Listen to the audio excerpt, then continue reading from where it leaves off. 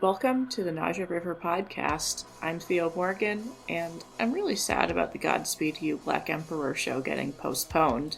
They were supposed to play on November 23rd at the Roadrunner in Boston, projected to attract thousands of leftists, depressed people, metalheads who've survived an existential crisis, and exiles from 4chan's Moo board. If you're not familiar with Godspeed You Black Emperor, well, they're not a metal band, but some guy on the Metal Archives forum recommended them to me, and I got hooked really fast.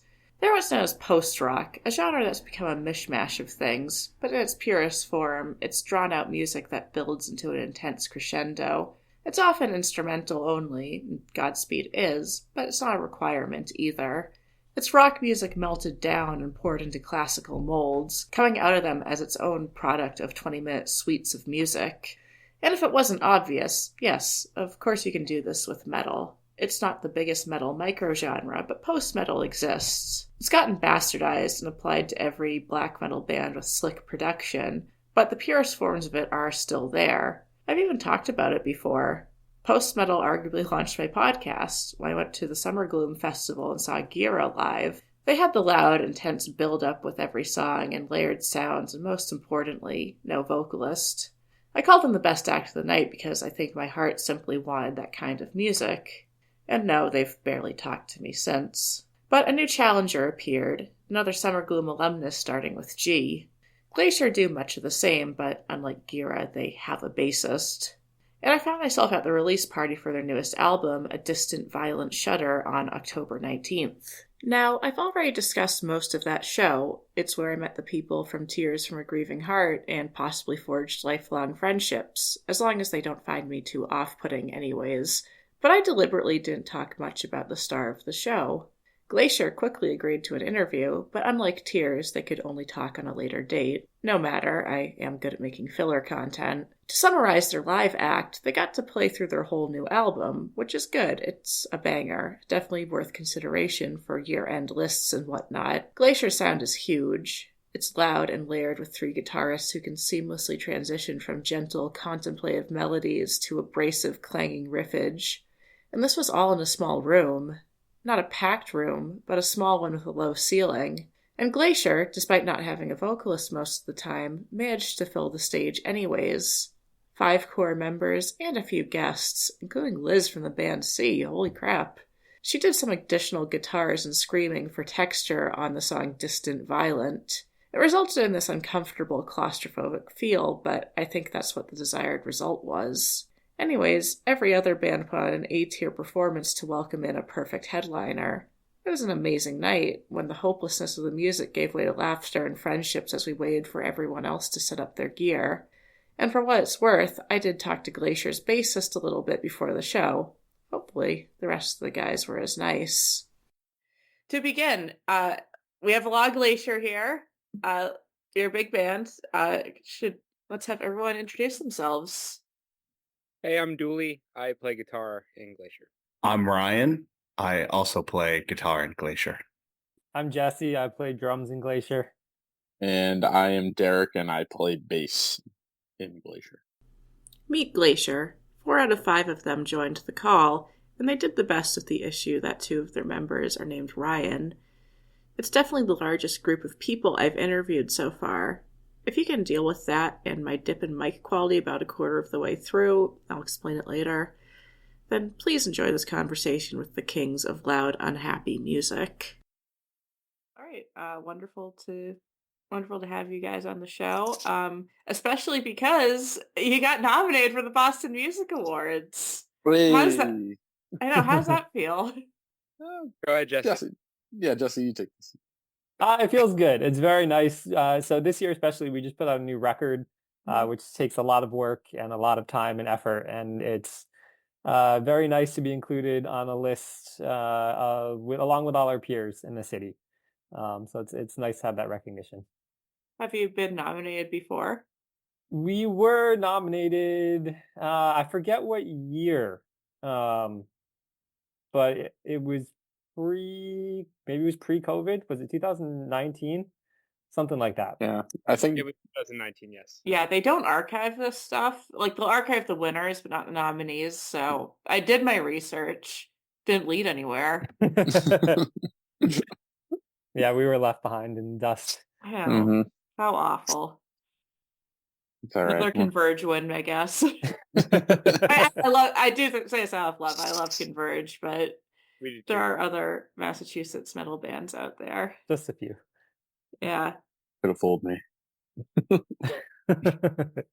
Is this like something you have to like a for your consideration thing about, or did it come as a surprise? I was surprised this year. Okay. Yeah, I don't think any of us expected to see it this year. So That's crazy. yeah, it was just I mean, nice. I guess Yeah. it's a deserving record for it, for sure. Thank you. No, thanks. It yeah, I mean, like Jesse said, it was a long year, a lot of hard work, and just nice to kind of get that nod of approval from our peers and stuff.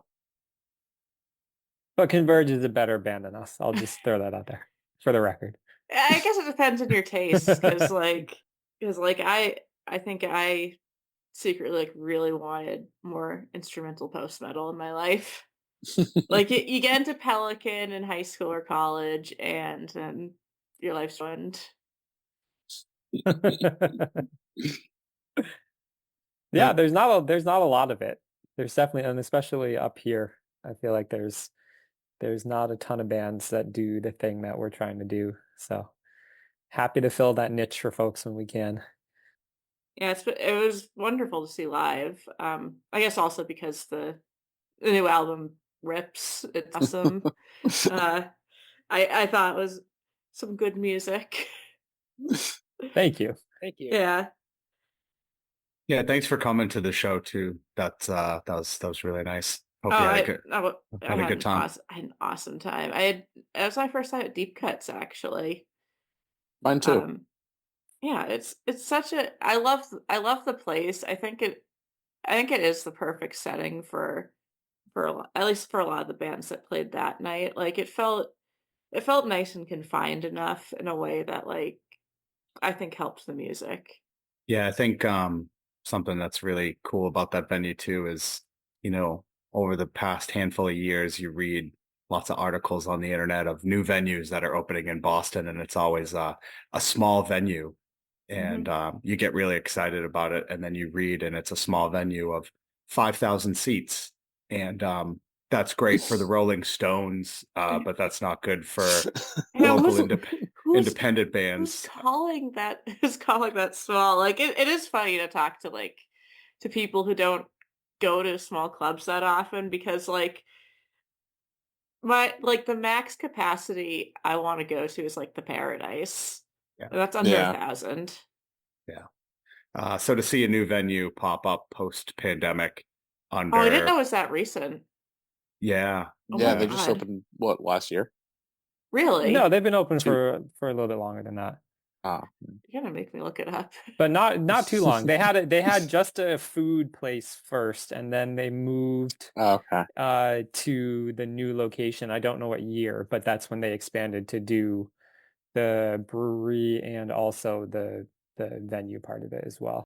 So I did my research in the sense that I listened to some albums and I really liked what I heard. I want to know, where did it start for Glacier? it's a good question. Uh, so back in 2012, Dooley and I were, so I guess for a little bit of context, Dooley and Derek are brothers, and Really? Dooley and I have been best friends since we were in the sixth, seventh grade. So we grew up playing music together as children in like high school bands and middle school bands and like learning to play our instruments together. And, back when we were younger, we would play in aggressive music, and just kind of grew up together playing in hardcore and punk and metal bands and stuff. And then we, discovered not Pelican, but we discovered other types of music like that and ruined our lives, like you said earlier. And as we were getting older and kind of getting through, teens and into our early 20s, we said, hey, we should, we kind of the aggressive bands we were playing in died out and fizzled out. And we were actually in a car ride going to see explosions in the sky in New York, and Oh we my had a God. and we talked and we said, hey, we should start a band. It's kind of like a band we've always wanted to be in. And so, basically it started there, and we've gone through some, lineup changes and trying to figure things out to where we are now. It's been over a decade, but that was really kind of the formation of Glacier as it kind of came to be now, was just a couple of tight knit friends and two brothers. And then we picked up Jesse along the way. We went through a couple of drummers and trying to figure that out as we started. And the current lineup has been the lineup since when did you join, Jesse? 2000, either the very end of 2016 or the very beginning of 2017. But I think it was 2016. Yeah. And so that's kind of been the lineup since then. But yeah. But basically, back in 2012, it was just us kind of saying, hey, let's give this a go again and try to figure it out, and starting from scratch and working our way to where we are now. That's pretty great. So, do you come from like the post rock side of things? Because you did mention explosions in the sky. Yeah, I think we all have different paths of how we all got into where we are now. I think instrumental bands, we listen to a lot of the Gen 1 bands like Godspeed and Mogwai and Explosions in the Sky. And, but we had, grown up formatively listening to aggressive music. So, when we heard those bands, it was like an aggression and, kind of emotional music, but not, macho kind of like aggression that it just like resonated with me at least. And yeah, that was kind of our start into this. And then, obviously listening to heavy metal and that type of thing, that led us to, kind of attack it from like a more aggressive angle. But that wasn't how it always was. We started off a little bit differently, less metal and less aggressive than we are, I would say now. But um, that was the gateway in back in the early Yeah, 2000s. it's interesting because like I was metalhead first, but it was through metalheads that I discovered, I guess, kind of the holy trinity of 2000s post rock. So, Explosion in the Sky, Godspeed, and Mugwai. Basic stuff. But I mean, for me as a metalhead, like I think the songwriting that those bands can do can still get really heavy, and I I think I realized that like heaviness can come from a lot of different places, and that's where the appeal is. And also, I like long form songs. I like songs that have like a lot of build up for really good payoff, which is definitely what I liked about Glacier too. I think and like live, like I knew you were an instrumental, post metal band. Like I wasn't prepared for how abrasive and heavy and crushing it could really be. I think especially in a small room, like it felt inescapable and it was awesome. it it's hard to capture that like on record, I think. Um, I think we try our hardest to be, loud and crushing and, kind of make you feel bad. I think it definitely translates It was like the most better live. depressing. I put it on. It was like the most depressing Aldi trip I was ever on. Yeah, I think that so when I first joined the band,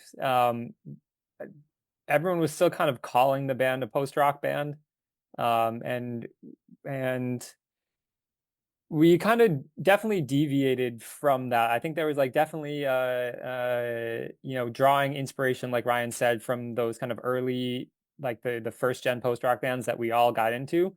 But we didn't necessarily identify with a lot of the newer post rock that was coming out.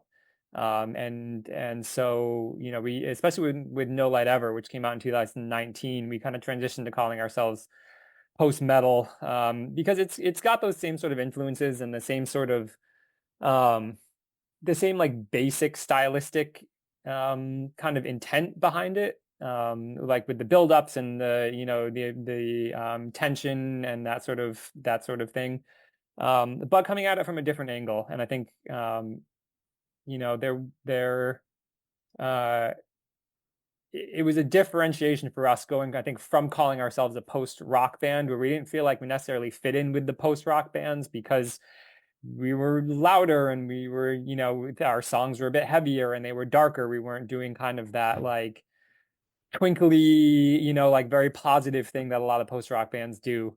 And so transitioning, it felt more natural, at least for me, to call ourselves a post metal band. It just kind of fit the vibe a bit better. And you know, especially coming into like No Light Ever, and then the new record, A Distant Violent Shudder. It I feel like it lumps us in more with bands that are doing just more, you know, the same type of thing, or at least more similar than like a your typical post rock band. Yeah, I Okay. think by the time you joined Jesse, I think like all of our guiding light was Godspeed You, Black Emperor, and then we took a band field trip to go see Sun at Coolidge Corner.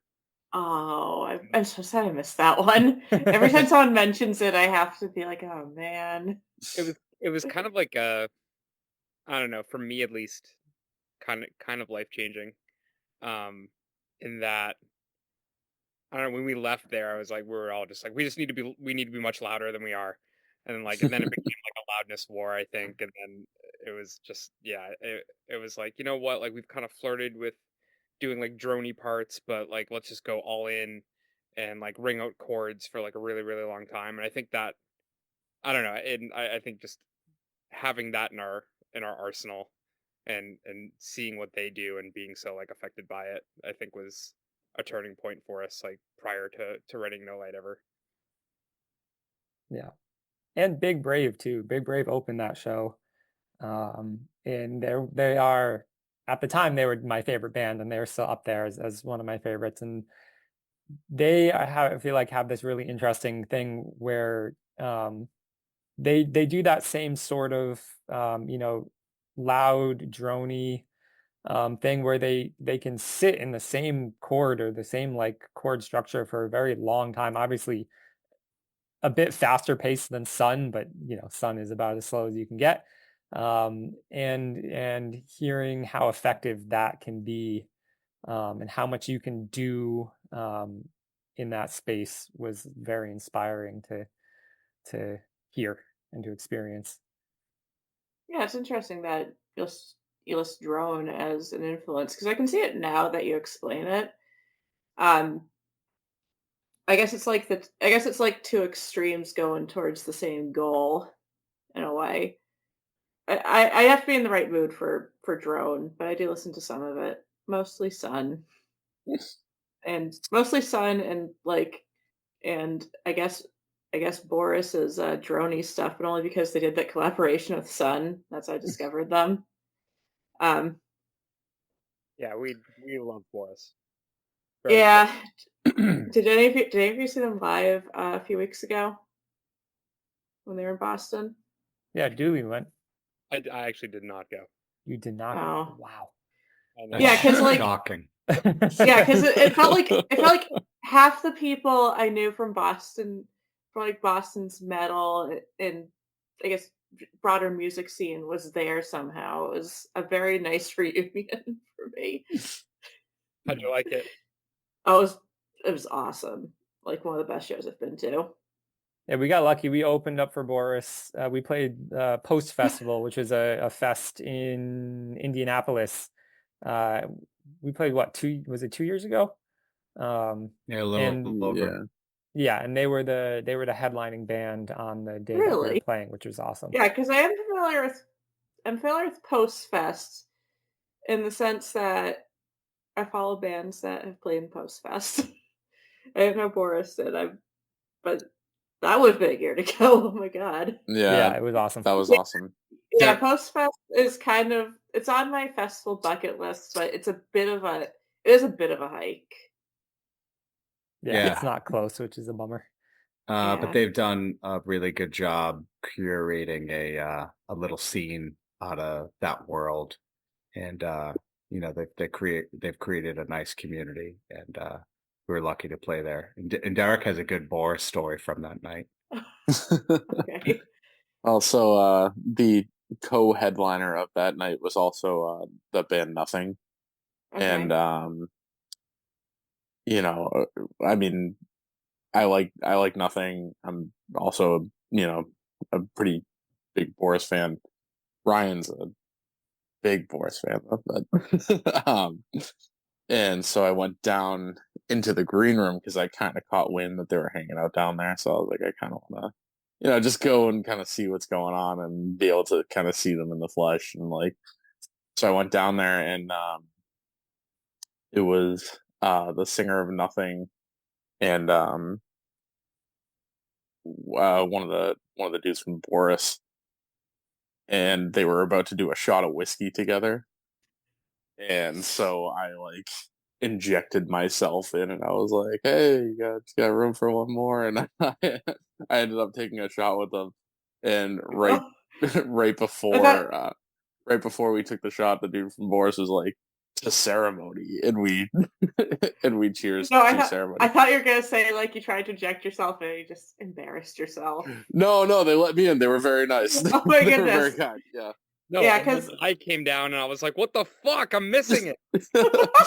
I know it was funny because like I tried to like pull my phone out so that I could text my brother to get him down there, but like I'm in mid conversation, like because we were kind of like shooting it a little bit, and I was like I can't like pull out my phone while I'm talking to them right now, like yeah, I'm like as if I have like bigger fish to fry than like where I'm at right now. But I got to like witness that, and Derek sneaking his way in, and I was marking out to Dominic from Nothing because I like Nothing a lot, and it was fun. It was good to be a fly on the wall for that.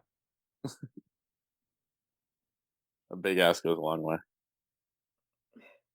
so do you guys have like a lot of fun live stories? Oh, I got a good one. So one time we played in New Hampshire, and Mhm. sometimes when we show up to a venue that we haven't played before, we never know what the reception's gonna be. Like we're very loud, as you know, and like that's kind of our gimmick, right? Like we just turn up really loud. We have a lot of amps, and it's just what we do. Um, and we showed up to the venue, and the sound guy sees us rolling in our amps, and he's like already giving us the business. Like hasn't heard us, hasn't seen us, and he's just like, he's like, I forget what he said right off the bat. He's like, you guys are gonna need all these amps, I don't know, and like, so we're like, oh, it's fine. So we set up, but we just know the vibes off right away. Like he's gonna tell us to turn down. So we show, we start sound checking, and all Ryan does is like, he doesn't turn on any pedals. He just turns on his amp and just goes pop. And the guy goes, no, no, no, no. And he goes, that's going to be the no pedal. And Ryan goes, I played an open E. What do you want me to do? Did you want us to not play? I'll just not play. So we played. I don't think we were very well received, but I feel like that's happened to us a few times where we show up to a venue that's like unfamiliar to us. They're not familiar with us. And then like just turns into you guys are too loud. You got to turn down. And then we're just kind of like, well, we're not going to do that. And I don't know. I'm not a confrontational person, so it always puts me in a really weird headspace because I just want to like have fun and play, and I don't want to feel like I'm pissing people off, but I also don't want to turn down because that's not what we do. So yeah, we've kicked around the idea of like if we ever made a custom pedal for the band, it would be the no pedal.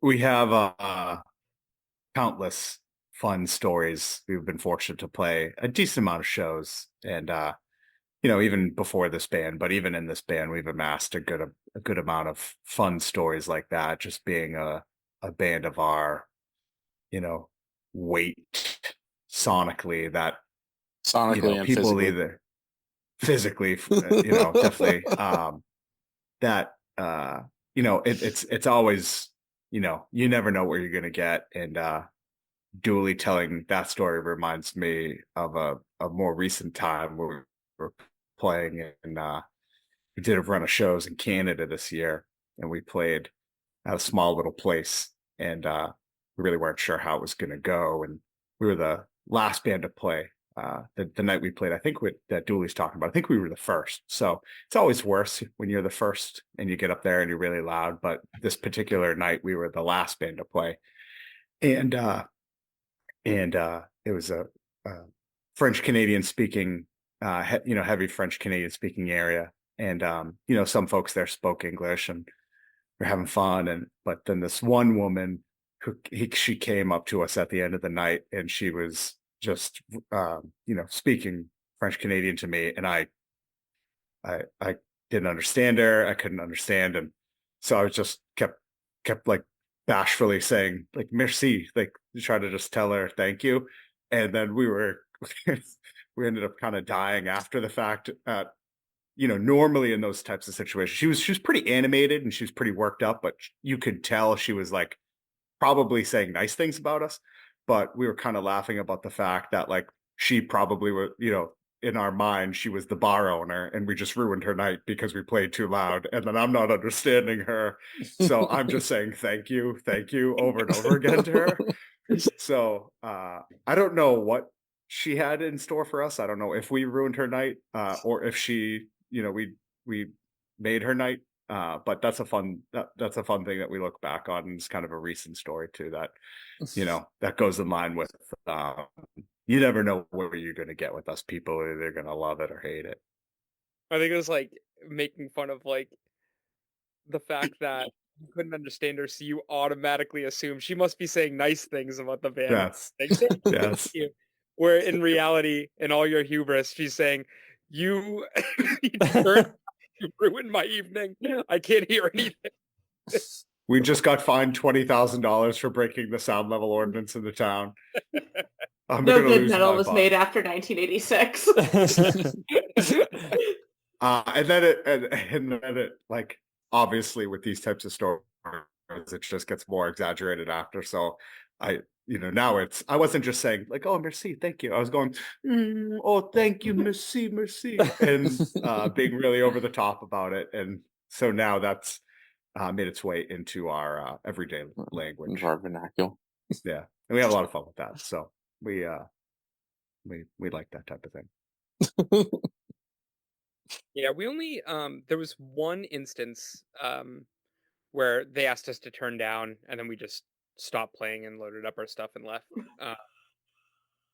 That was at a venue that we. I actually have a confession to make about that night. Oh no! An exclusive. This is an This exclusive on the is an podcast. exclusive. I turned up.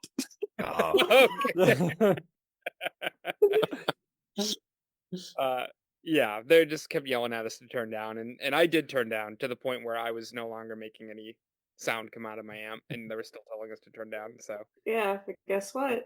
I got 3 guitarists. Yeah, that wasn't a good show.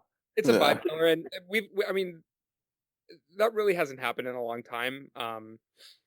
When we're playing a venue that we've never played before, Jesse has included a note in all like correspondence just saying like, we're an extremely loud band, we're not going to turn down, thanks for putting up with us. So like if it's an issue, we try to get it figured out like before we actually commit to playing. We typically ask, hey, like, we're extremely loud, is volume going to be an issue? So because again, we're not out to like ruin any venue owner's night, we're not trying to like be confrontational, but we also don't want to bring all of our stuff to a place just for us to not be well received and like for someone to get mad at us to tell us to turn down. Like it's not cool for us, it's not cool for them, so we'd rather just figure that out before we actually commit to playing. And I think we've done a pretty good job of it over the last maybe like, I can't remember the last time it was an issue.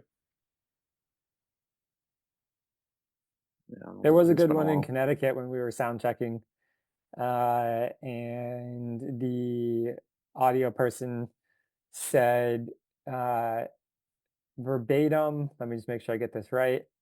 I hope the turnout justifies your stage volume. Yeah. And That did not go over very well. It did not go over very well with us. That was not the thing to say. Yeah. I also love how you asked us for good stories and we just talk about how we're too loud and make everyone upset. That is a good story. It's metal as hell. How'd it work with the deep cuts? Because I can imagine that. I thought like it seemed like you played like you didn't have a problem, but I wonder what they asked because they still have to run a bar in the middle of it. We didn't have any issues there at all. So for that show, we brought in our friend Josh Sessler to come mix us. He's mixed us probably more than anyone else. He's a good friend. He's a really good engineer. So we wanted to bring him in to do sound for us that night. And so he was working with their house, the house audio person there. And really the main concern, they had no problem with us being loud. The main concern was just that we didn't blow up their speakers. So that, Josh was keeping an eye out on that because obviously we don't want to, we want to leave the venue in as good a shape as when we got there. But they were great. They had no problems with it at all, which was very nice. I think the coolest thing about deep cuts, or one of the cool things about deep cuts, what makes it a good venue is the fact that the bar is separate from the actual area from the stage area. So even with a band like us that's very loud, you still can have people over at the bar, not getting blasted by the PA or the amps. And so it provides that sort of space for, people who might want to be at the show, but not necessarily like right in the thick of it to still be able to hear everything, but not be, but have that sort of separation, which is really nice. Yeah, I didn't know how much work that wall was doing. Yeah.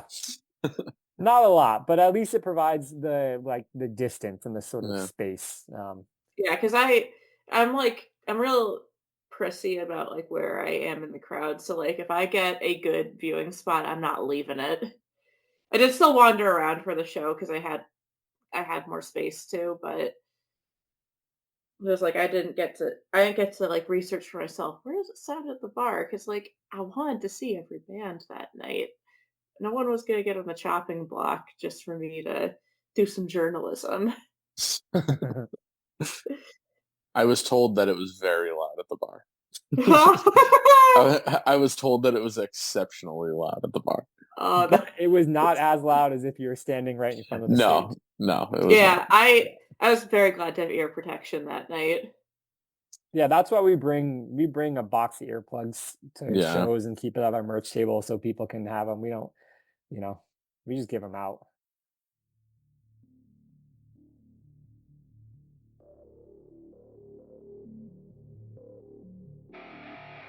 Hey, just a moment. We'll be right back to the episode soon. But are you a musician? Do you work behind the scenes instead, or do you just have a cool story to tell? Nausea River is always looking for interview subjects and guests. I don't bite, and I'm a lot more loose and funny without a script, I promise. Check out our description for our social media and contact info if you're interested. Thanks a ton, and on to the rest of the show.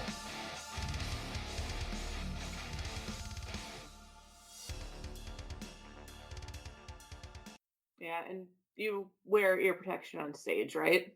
Yes. No. Anything special to say about it? About ear protection? I don't know, like what, like do you use any like special plugs, or is it just nothing notable? I have custom earplugs that I use for work. I'm an audio engineer, so I do front of house for concerts. So I have custom earplugs that I use for that. But for shows, and especially for us, since we're so loud, I use just the highest reduction rating ones from CVS, like the foam ones, and they cut out a lot, and my ears feel great at the end of the night. And I'll still be able to hear in the decades to come. Jesse had gotten the custom earplugs that he had at Mass Eye and Ear And it was kind of on my radar for a while to go and get some custom molded plugs too. And it was kind of just always one of those things I just kind of dragged my feet on for a bit. But then I watched that movie, The Sound of Metal, and it Oh, freaked me the fuck out. And I made an appointment like the next day and to like go and get a hearing test and get plugs. So yeah. that I never that was what I watched did. that. Yeah, I never watched that movie, and that's probably why it took me a long time to start wearing earplugs to concerts. Yeah, no, it didn't make me feel good. And now, it took me years and years, but then I like give the Dooley brothers a hard time about not getting. I'm like, you got to do it. It took me like 10 years to do it, so I'm not like I'm this worldly, well thought person, but it took me a long time. Yeah, I wear a brand called Ear Racers. I'll eventually get the custom ones, but they've done me just fine for the last decade, I'd say. Yeah. I was doing ear races for a long time. I recently made the switch to eargasms, but then I tend to do this like bit where I will take my earplugs out either while we're playing or like towards the end of the set, and like I'll just kind of drop them where they are and then I lose them. So now I'm back on the ear racers because I lost my eargasms. And I'll um sometimes, yeah, I'll oh, sorry, go sometimes ahead. take one out. I'll sometimes take one out to make sure they're working. Yeah, I do that. I do that too. Yeah.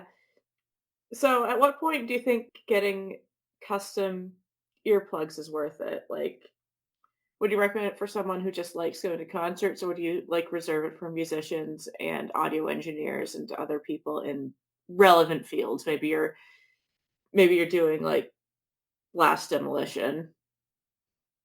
I mean, they're not so custom. I actually lost my pair recently, so I just got a new Oh. fitting the other day, and it's like $200 for a pair, so it's not cheap, you know.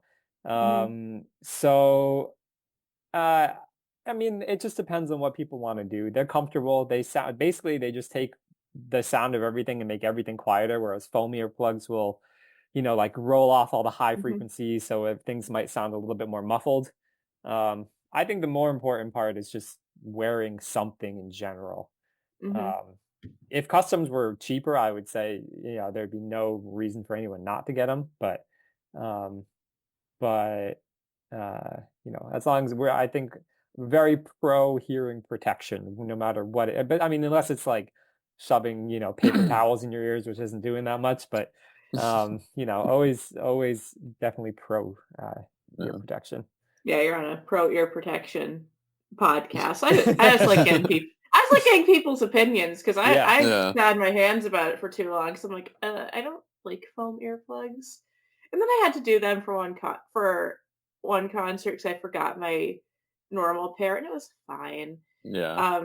It was like the orange, like a pair of orange ones. I think my mom had saved up from a flight. Like she Yep. just like if she didn't use them, she's just like, we'll need this later. And she's like, here, honey. Here, Yeah, honey, make sure you're never without ear protection. Yeah. I always keep Yeah. extras in my bag. the I've orange I've ones are started fine. Oh, sorry, yeah, good. I've started to I've started to keep them like a few pairs in a little baggie because I'm just like, someone's gonna need this and they shouldn't be paying at the merch table. If you're at a show where they're gonna be charging for earplugs, which maybe I have thoughts about that. Yeah, that's why we got a giant box of them, and we just bring them and put them out there, and when that Yeah. runs out, we'll just get another box. Yeah. It's Although I guess to it's be kind of mean, you're not under the illusion that you're making tons of money from this. Because I Yeah. guess to go back to the Boris show, I love them, except for the fact they charge $7 for earplugs. Yeah, Like but they that's some greedy bullshit. I'm sorry. but did it That come is with a like lot. a custom case though? Oh, was it? I don't know. I'm asking. Was it I because didn't see it, but like I just saw that at the merch table, and I'm like, this yeah. is some greedy captive audience. Like people know what's good for them, not enough to bring earplugs, but enough to think about it. I think it was a branded case that they were selling on this tour, but I could be wrong. I Yeah, could get I hope you're right. if That it's because $7 for earplugs, yeah, it's not okay. yeah, but like even if if you're like making people go to the merch table and charging like $2 like or $1 like I don't know. You can get these things in bulk really cheap. Yeah, and Yeah. that's why we do it for free. I Yeah. mean, we're so loud that you know Someone's it's gonna sue you.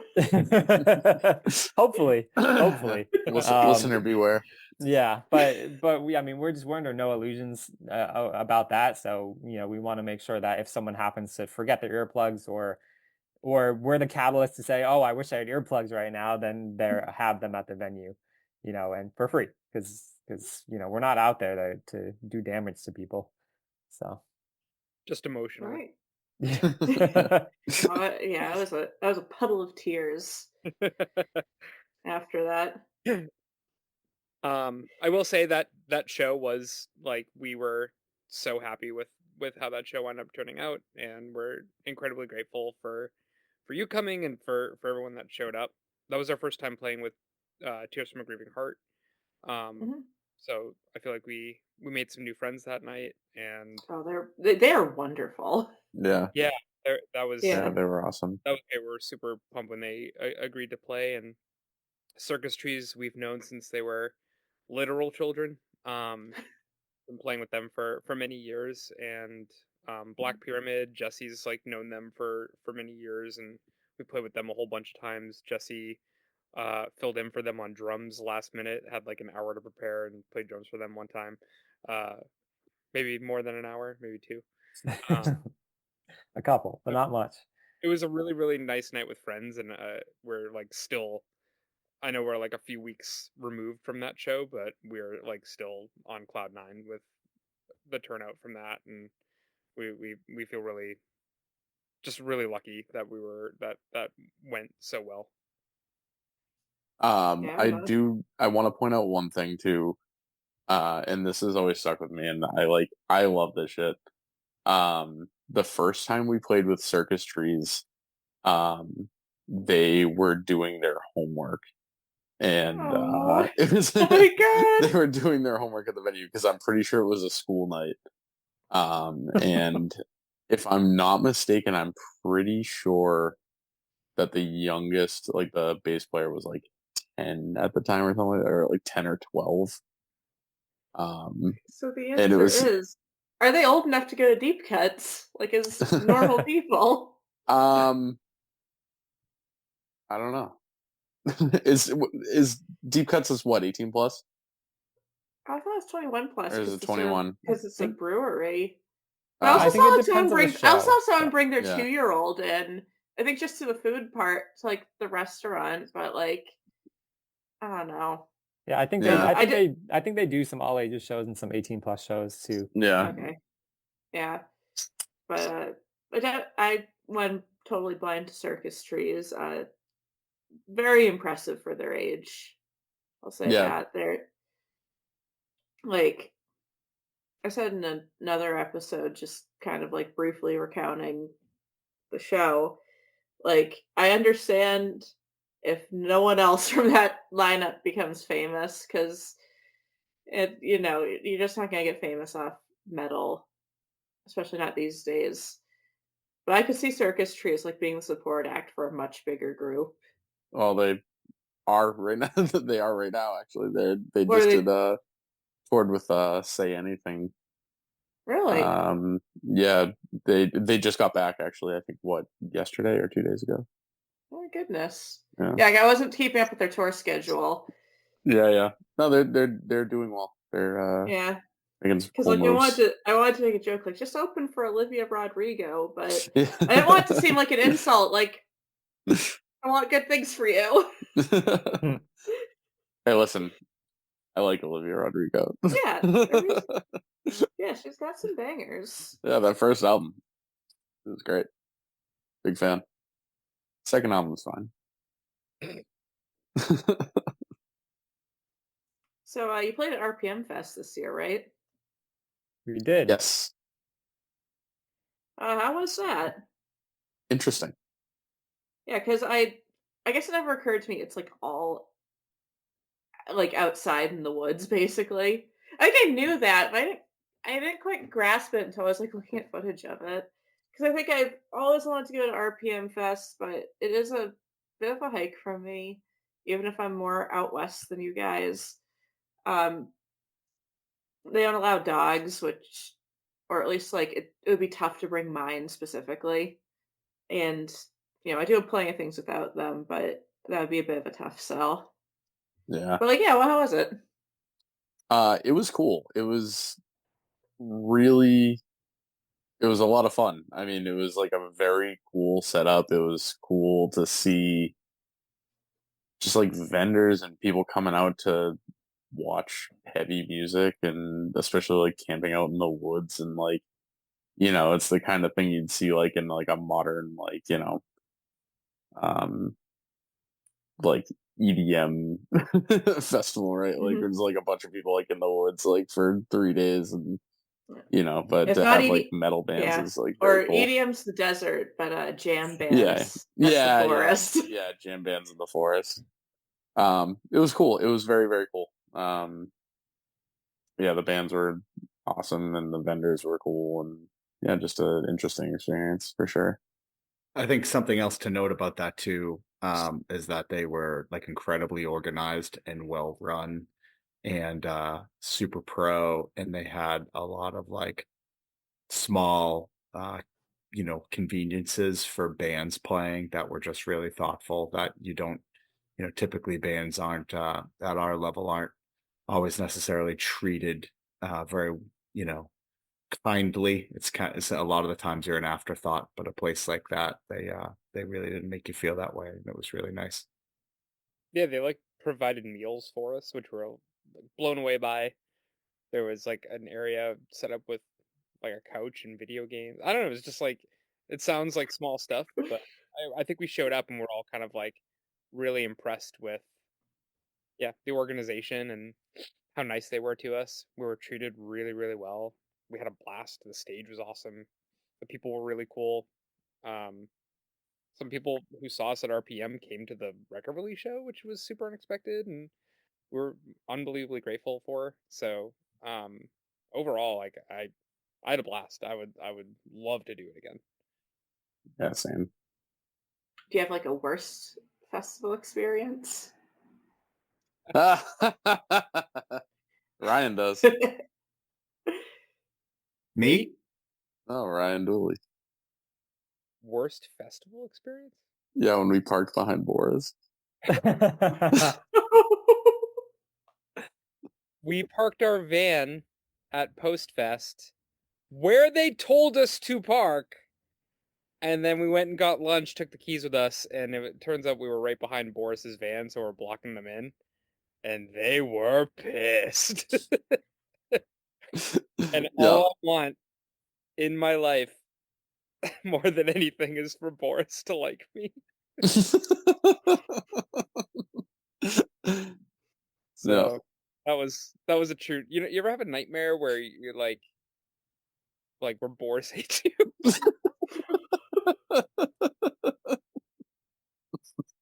Relatable content here, folks.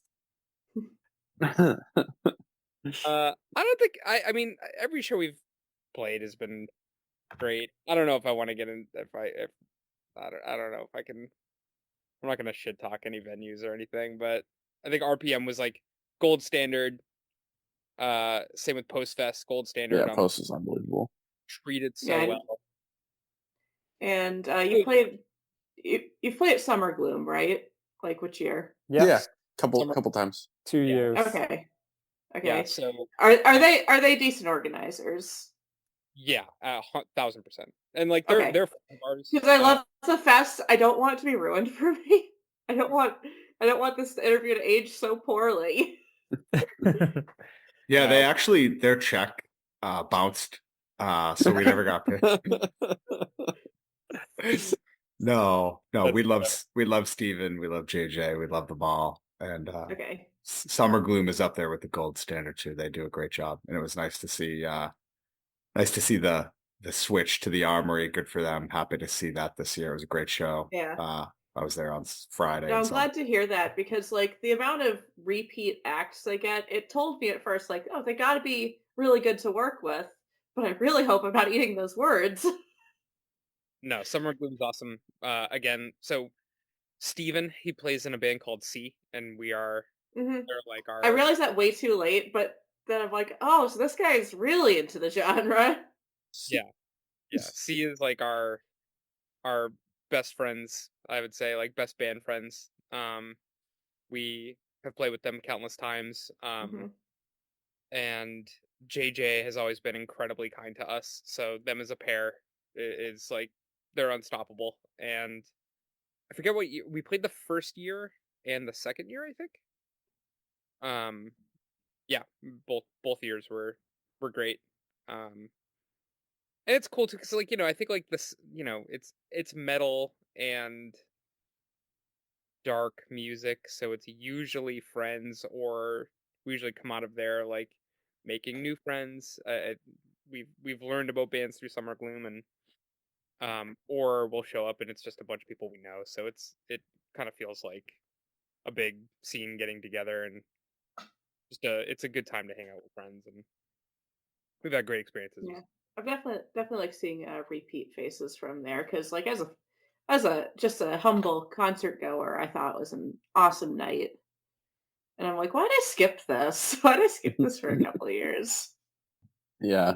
No, I mean it seems like it's only getting better, and they've put a lot of work in, and I'm glad it's paying off for them. I mean, like we said, Steven's awesome and JJ's awesome, and they're just really cool people, and I'm glad that they've become like good friends. They're not just like music colleagues. It's become a personal relationship, and yeah, they're awesome. Steven just did a video for us. We did a live video, like a live music video for the last track on the record. Hmm. He has a media company called Treebeard Media. Um, Okay. so it was him in a crew of a few people, and we recorded a live video at the Cyclorama. So we got to work with him during that as well. Um, so yeah, he's a lot of fun to work with. I think a really good one was our record release in 2017 at O'Brien's Hmm. for Though Your Sins, where the show was sold out. It sold out, night of pretty quickly, which was really great for us. It was like a very high point for us. And the funny part of the night is they put a sign out on the front door. I guess a bunch of people were still trying to come in, so they put a sign on the front door that said sold out, and then people still tried to come in, so they underneath it in Sharpie they wrote yes really. um No, I and thought you were gonna say I thought you were gonna say they put warning loud. and we took this, we still have that sign hanging up in our practice space somewhere. It was a great, that was a good moment for all of us, I believe. It was a really you fun one.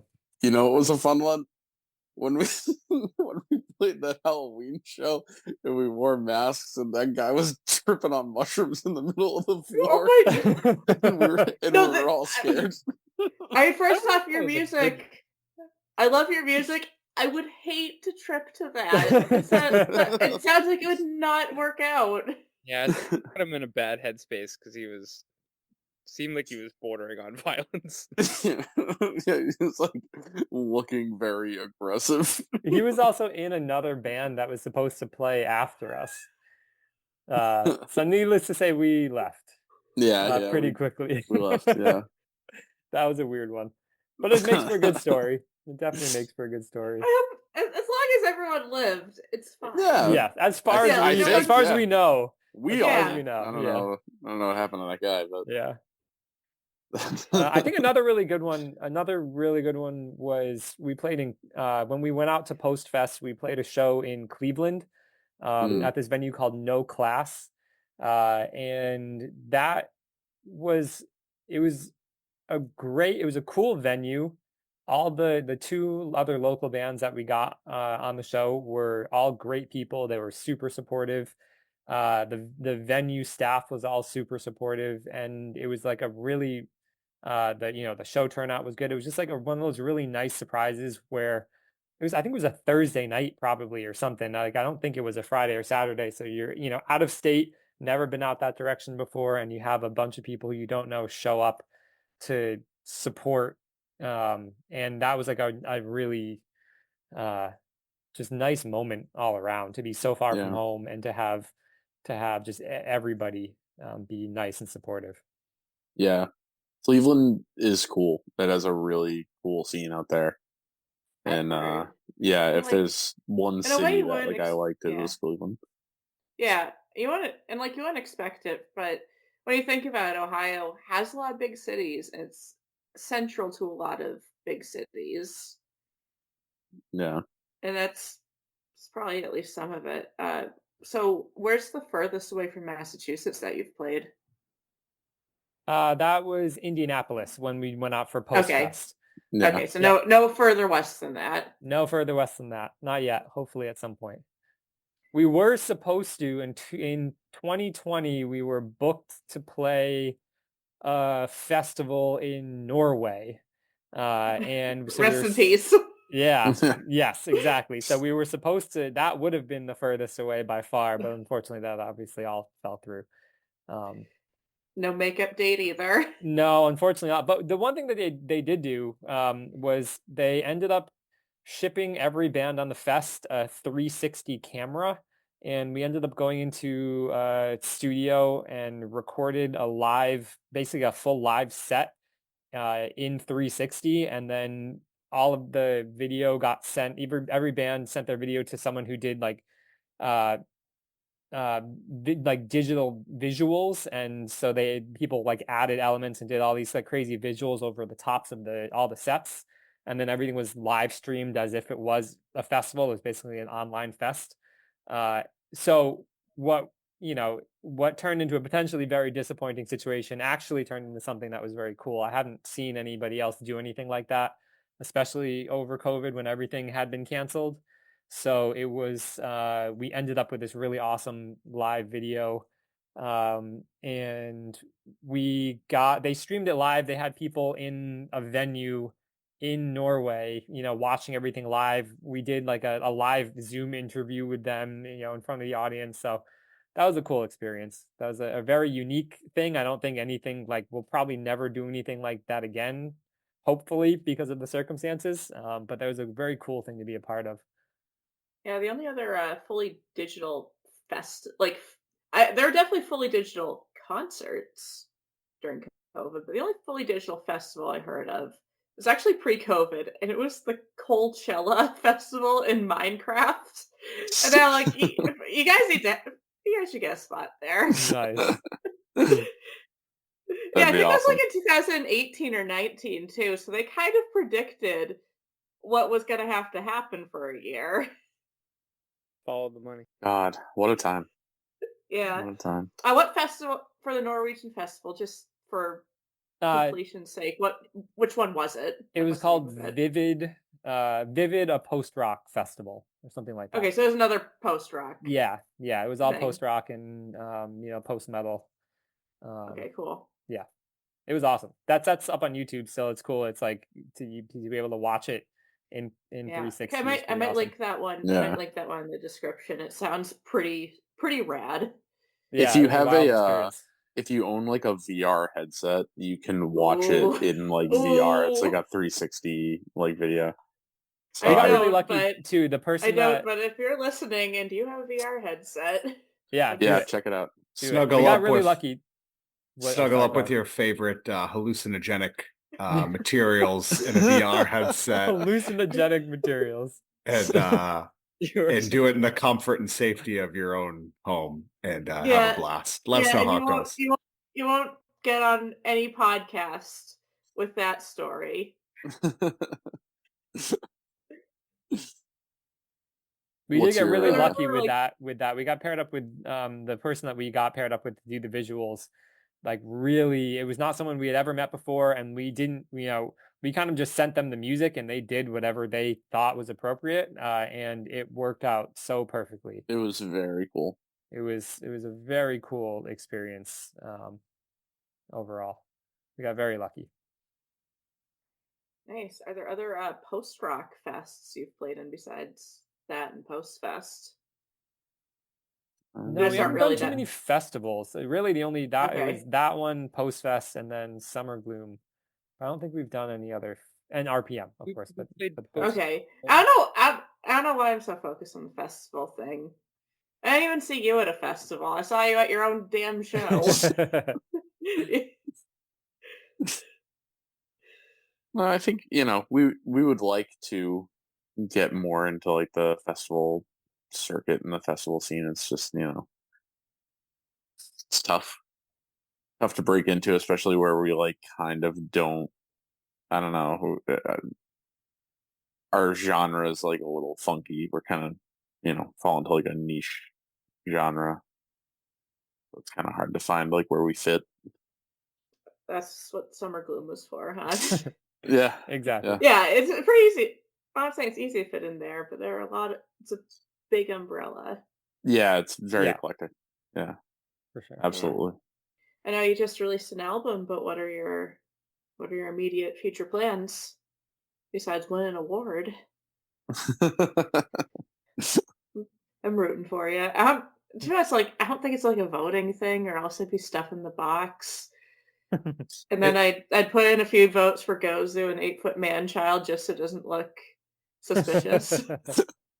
It actually is a voting thing, and I think that's why. Oh, Yeah, and I think that's why we don't win because it feels a little self-serving to like spam people with like voting for us against other bands that we like. That feels kind of weird. So, uh, yeah. but But if you're inclined, you can on the go other on and hand, vote. fellas, get your proxies. Yes. So yeah, you can vote, but yeah, I mean, I guess we just put a lot of time and effort into writing and recording and releasing an album. So I think the media plans are to try to do anything and everything we can to get people to listen to it. We've got some plans next year to play some shows, some at home, some not at home, and we're going to continue to make that happen and try to push the band as much as we can. We love the band, proud of the record. Really appreciate Wolves and Vibrancy out of Europe, Germany, for working with us on it, and post recordings for working with us on it. It's a joint effort to put out a record, and it takes a village to do something. And we're an instrumental band putting out 10-minute long songs that is not a huge market for that, but there's some really dedicated people that are really kind to our band and support our band and say nice things, and people like yourself that devote their time to spread the word of other bands. So we appreciate that. And so yeah, it's just about getting out there, playing shows, connecting with people. We're not an internet band. We're not a band that's gonna live on Instagram through 90-second reels. We want you to come to a show. We want you to get a loud amp in the face, and we want to hang out and talk Yeah. talk with In you. 90 seconds, that's room for like one riff. Like Yeah, you're missing barely. out. You're missing out. We've got those long measure riffs, so 90 seconds doesn't cut it. So but yeah, that's really the goal for 25. We are, still writing, and we actually, we have some other stuff too. So we got plenty in the pipeline, and we're grateful for that. And we're grateful that 12 years into this band at this point now that we're still together and friends and playing music and writing music. And I've said this before, like live or whatever, but our initial goal when we started the band was to drive people out of the room when we play. And so for there to be that people 10, 12 years into the band that not only do they not leave the room when we play, that they come to see us, that's really cool, and that's really meaningful to us. There it was about 5 years between the last record and this one, so our one of our goals is to not take that long for Okay. period. I was wondering if it was just like a function of having to be normal career adults in between all this. And Well, like, because I see people complain like, oh, my favorite artist hasn't released an album in 2 years. I'm like, bitch, I'm waiting 12 years for that new album. yeah, I mean, I think that, mixed with the fact that we got absolutely smoked by a global pandemic, definitely Yeah. kind of got us a little bit. But It ate into your studio time. yeah, but we all, we have significant others, and some of us have kids, and we have jobs, day jobs, night jobs, so Mhm. I mean, obviously we love the band, we love playing music, and I don't think that that's ever something that we're gonna not do together.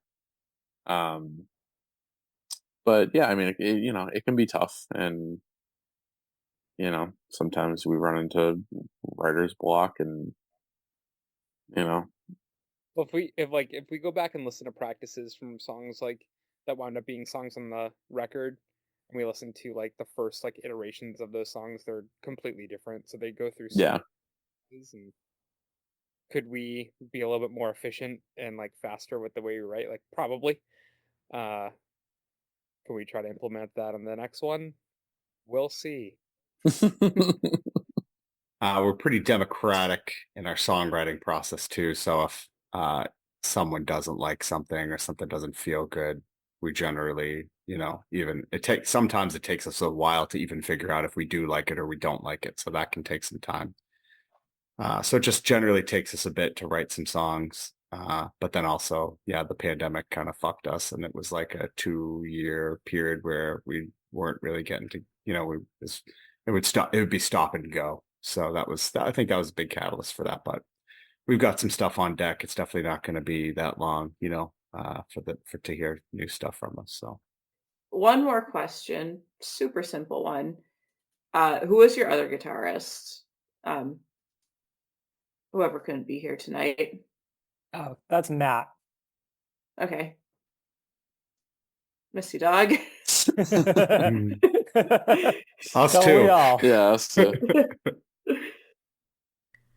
Glacier are a real gem in the Boston music scene.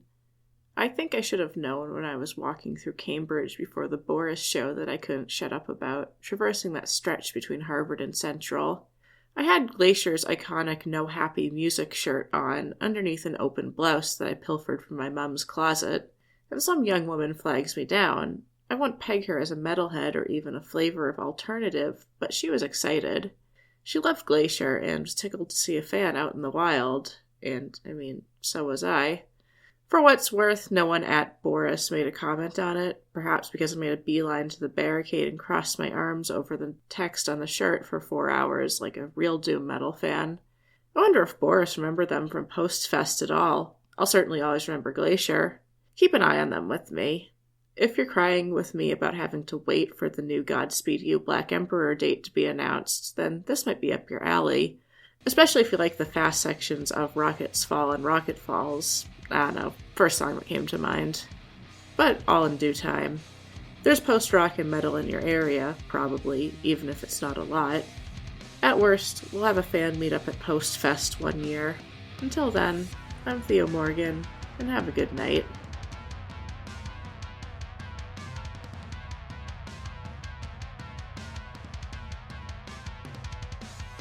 Thank you so much for the interview. Any parting words for my listeners?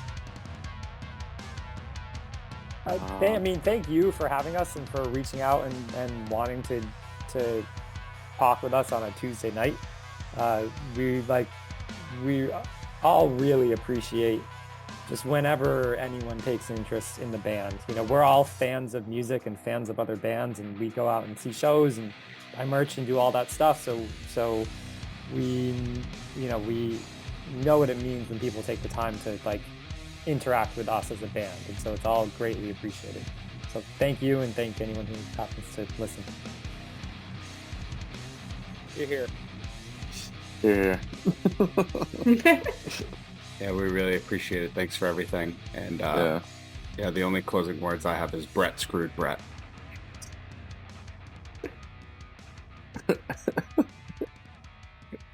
I don't even know what that means. I don't know what that is. I don't know what that is.